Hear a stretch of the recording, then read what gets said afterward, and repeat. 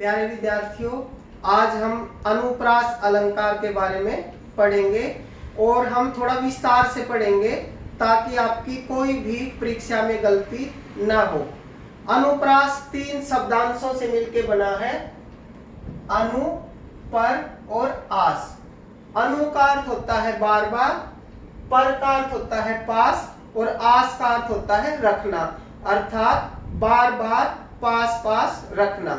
अनुप्रास की परिभाषा है वर्णों को बार बार पास पास रखना, अर्थात काव्य में किसी भी एक वर्ण की उसी अनुक्रम में जब एक से अधिक बार आवृत्ति होती है तो उसे हम अनुप्रास अलंकार कहते हैं। जैसे मैंने यहाँ लिखा, हमने 3 बातों का ध्यान रखना है।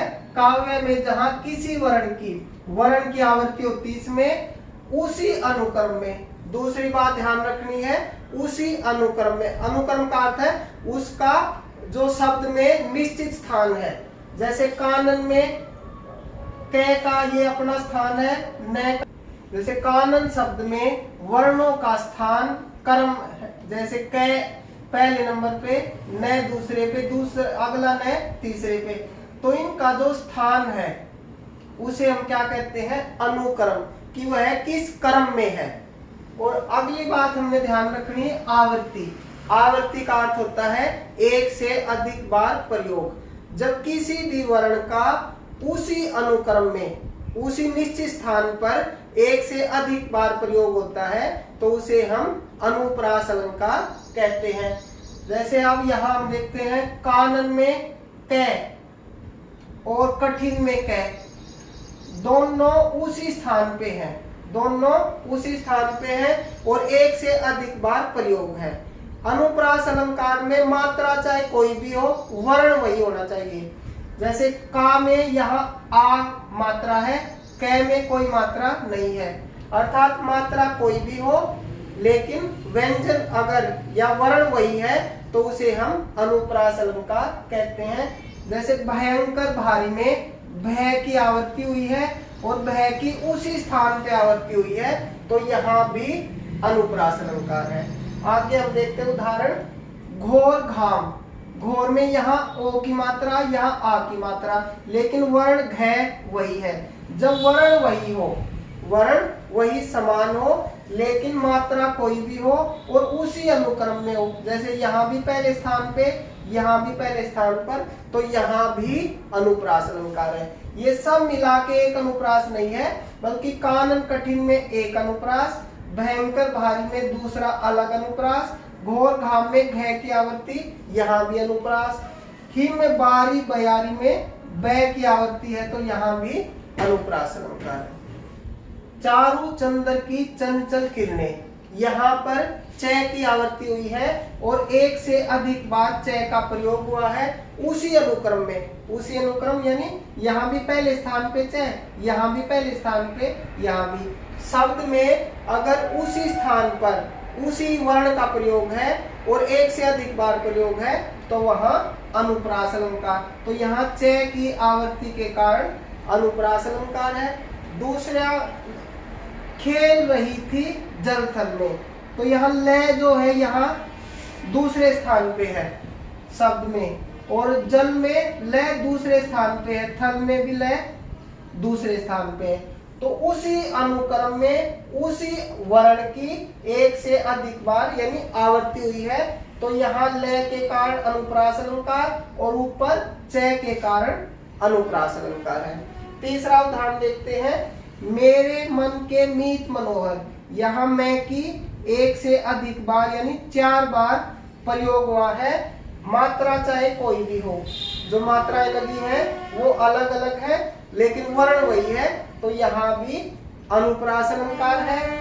तुम हो प्रियवर मेरे सहचर, तो इसमें और मेरे मन के मीत मनोहर पंक्ति के अंत में वही वर्ण है। हमने अनुप्रास अलंकार में ध्यान रखना है, यदि पंक्ति के अंत में वही स्वर या वही व्यंजन है तो तब भी अनुप्रास अलंकार होता है। यहाँ रह की आवृत्ति है चरण के अंत में, चरण के अंत में अगर वही है तो रह लास्ट में समान है, यहाँ भी अनुप्रास है।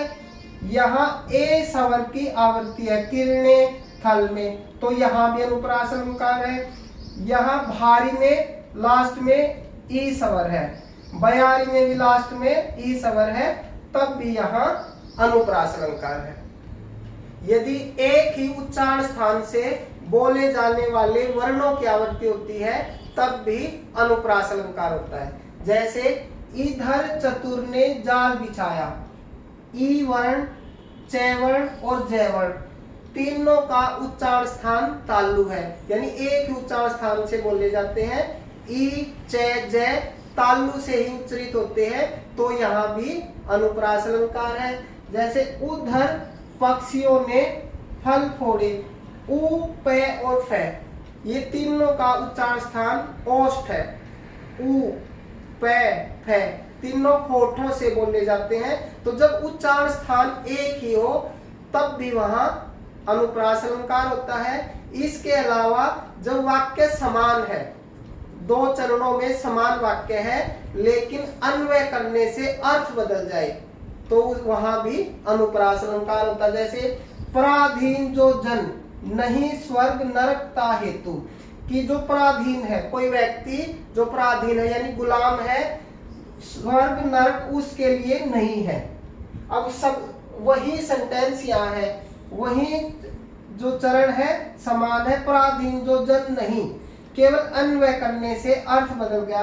कि ऊपर था पराधीन जो जन, कि जो व्यक्ति पराधीन है, गुलाम है, पराधीन जो जन नहीं, कि जो जन जो व्यक्ति पराधीन नहीं है, तो दोनों में केवल अन्वय करने से, मेल करने से, जो शब्दों का मेल है अगर उससे अर्थ बदल जाए, वाक्य वही है, चरणों में शब्द वही है, लेकिन उनका जो शब्दों का आपसी मेल है अगर उसमें उसके कारण बदल जाए अर्थ, तो वहां भी अनुप्रास अलंकार होता है। जैसे ऊपर की पंक्ति और नीचे की पंक्ति समान है, लेकिन हमने इस भाग का अलग जगह मेल किया है, उस भाग का अलग जगह मेल यानी मिलाप किया है, तो अर्थ बदल गया।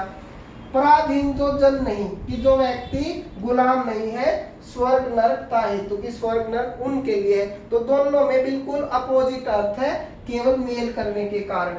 तो मुझे उम्मीद है कि पूरी तरह से आपको अनुप्रास अलंकार समझ आया होगा।